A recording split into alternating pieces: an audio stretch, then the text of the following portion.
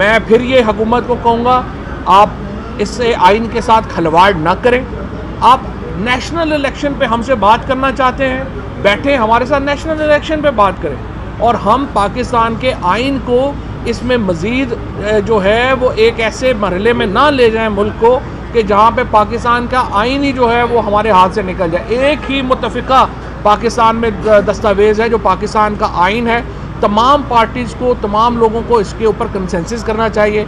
और आज मैं हैरान हूँ कि जिस तरीके से इन्होंने जजेस को निशाना बनाया और जजेस ने बड़ा अक्लमंदाना फ़ैसला किया, लेकिन आज जो बिलावल भुट्टो साहब को मैं बताना चाहता हूँ कि लड़काना उस वक्त भी याद रखा करें जब पैसे दुबई भिजवा रहे होते हैं।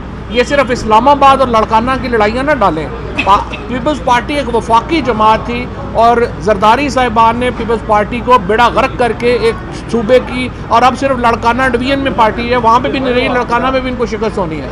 ये बातें ना किया करें। जब पैसे दुबई लेके जाते हैं, लंदन लेके अपने पैसे जाते हैं, उस वक्त याद रखा करें कि सिंध का क्या हक है। जो आपने कराची के साथ किया, हैदराबाद के साथ किया, इंटीरियर सिंध के साथ किया, आप खौफजदा हैं इलेक्शनों से। ये जो सियासी जमातें हैं इनके थर थर कांप रही हैं अवाम के सामने जाने से।